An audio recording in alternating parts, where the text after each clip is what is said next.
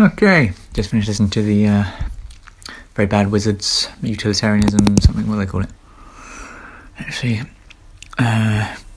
Utilitarianism and Moral Identity. Anyway, I just thought I'd like to...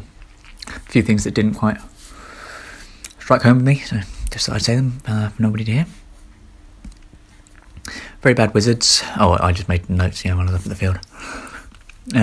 George, so the guy who went to work for a chemical munitions factory or whatever, or chemical warfare factory, or, but George would not only have to consider the amount of damage he is limiting by taking the job, but also the limit this imposes on the amount of good he can otherwise do. So you don't have to... can't only just consider the fact that if he goes there, he'll be reducing the amount of, harm that the chemical warfare factory can do, because he can, do whatever he can to... He wouldn't be as eager to harm people as someone else, the other person that would take the job, right? But also he's taking himself out of... Perhaps if he didn't take the job, he could start an anti-chemical warfare factory, or, just movement or something. So, with all of these, they all just take a too simplistic view of what the alternatives are, or anything like this. So anyway, next one. Jim. Yeah, in the Jim case, the ramifications are just too unpredictable. I mean,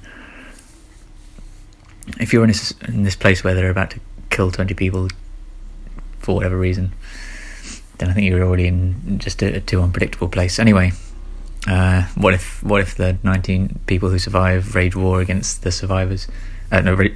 Wage war against the people, and they more, well, that would probably be a good thing. You probably want a revolt against the people that are just killing 20 people against the wall or whatever. But what if they end up, because of that, 10,000 of their people are murdered, and they're still the war murderers, the wall murderers, people who murder people on walls, are still in power, and now you're just lost, 1,000-fold many lives. And what if he himself becomes an unstable character? I know this was kind of the squeamish thing that they were getting at, but he becomes so mentally unstable that he does more harm than good in the world. And most of it is just kind of similar to the rebuttal of my self-interest. Well, I didn't used to think of it as self-interest theory, but what I now think I'll adopt as self-interest theory, which obviously isn't my idea alone. I don't think anyone's ideas are anyone's ideas alone anymore. Come on, they've been someone's had it in some degree before. If it's not, the top end of physics or something, or maths. Anyway, like self-interest, should not solely consider immediate effects.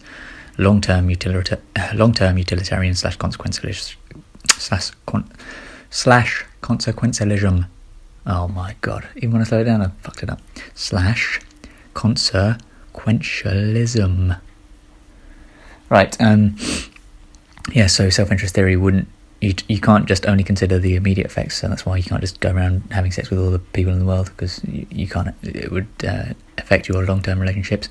You can't just take cocaine or crystal meth, because you have a come down and all those effects. So with utilitarianism, you have a similar thing where you can't just think about the immediate effect. You have to think about what's going to be the long term outcomes. And there was one final one they did. Kind of just put on the end, and it seemed like the most compelling one until I thought about it a bit more. It was the one where if you had a society where one small proportion of the population made the life of the rest worse, so that the net happiness of the whole of the population as a whole would be increased if you got rid of that small fraction. Then on the surface, I'd probably say yes, but I think the reason we find it so difficult is because it's proposed as the only way that you're going to be able to make that happiness go up. Surely there's some alternative to killing them. Maybe obviously there's the two fractions of the population have to find a way to work better alongside each other. Can't just be the... Oh, anyway. One more thing going to be... I think it's just we find it that one's so... It's so detached from us. If we can't really relate with the people. So as a utilitarian, you'd have to side yourself with the people that are just so abhorred by a small population of society that you want to kill them just to make your life better. We find that so unrelatable that, yes, it seems absurd to us that we would have to side with that. And that's the real problem, not that it would be not because it's a damning contradiction of utilitarianism, really. Anyway, that's the thing there. And also there would also be the societal ramifications of being the kind of people that kill people. I mean, if that's the things that make you happy. I mean, if it was, then yes, but again, I just find that I think that the issue is with us not being able to relate to it. Anyway.